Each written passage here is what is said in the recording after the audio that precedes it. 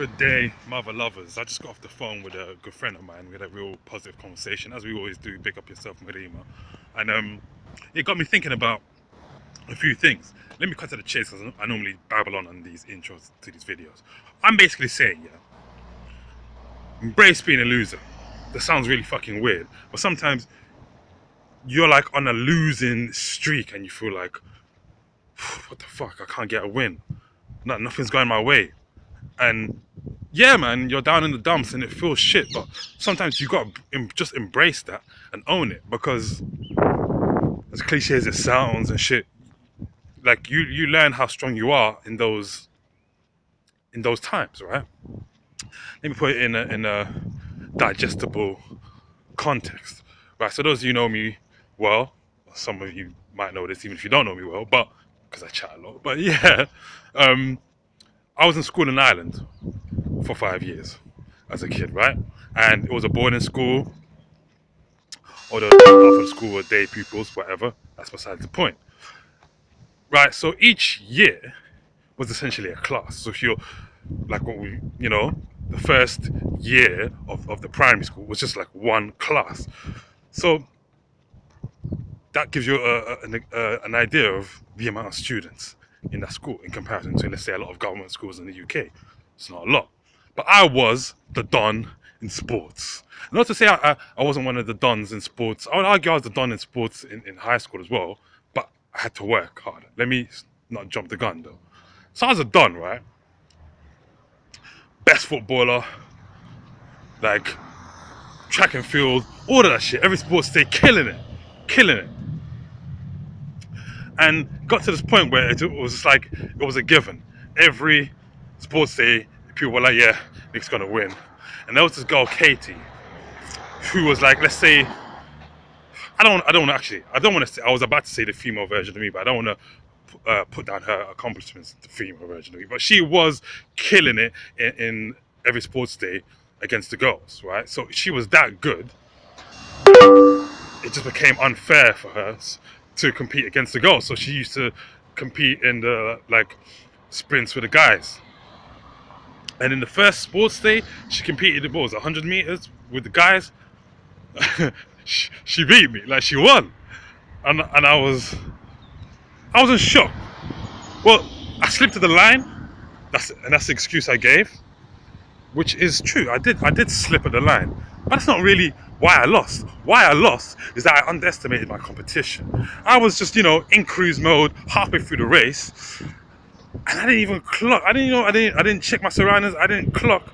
She was right behind me, and then we were coming to the finish line, and she was literally on my neck. And then I tried to, I'm already slowing down. I tried to accelerate further, and bam, she got me. I slipped. She crossed the line. She won the race. Now, I made excuses for a couple of days until one dude in my class, Paul, was like, Nick, just accept it. You lost. Stop making excuses. Anyway, I vowed to never let that happen again. And it never happened again. But throughout the rest of my time in that school, killing every sports day, winning every event. But then I left that school and I started school in London. First, did my last year primary, and I had a little bit more competition, but I was still, amongst the top dons. Then secondary school came, Winchell, and I remember year 7 football tryouts. I didn't even make the squad. I didn't even make the squad. There was like, the next, whatever it was, a couple of days after the tryouts, they put the list in the corridor, and I went there thinking, yeah, man, I got in, because I got into the last stages of the tryout, but I didn't make the squad. And it just hit me hard, like, rah, I ain't the best here. I'm not the best. And it wasn't due to a lack of talent, right? I'm not going to say I was more talented or less talented than other people. We were all a group of talented guys, man. But I wasn't the best because these guys had trained harder than me. They'd been in an environment with a lot more competition, in the ends in London. You know, I was in the countryside out in Ireland. No disrespect to that, but I'm just saying their surroundings had made them compete harder. These guys they train harder than me. So at that point, they were better than me. It's that simple. Not about talent, but they were working harder. So I ended up in the B team, where I was in my comfort zone a little bit. I killed the B team games, and then I eventually made it into the A team. Through losing or not succeeding in the two instances that I mentioned, I learned something about myself. I learned the things that I lack and what I could do better. And I learned the value of just putting 100% in. Because, for example, when I went back to winning in my school in Ireland, the reason why it hit me so hard by the time I got to secondary school, like, I can't even make the football team, was I continued my time in my school in Ireland continuously winning, but I was only really working hard enough to beat my competition, not training to be the best I could possibly be.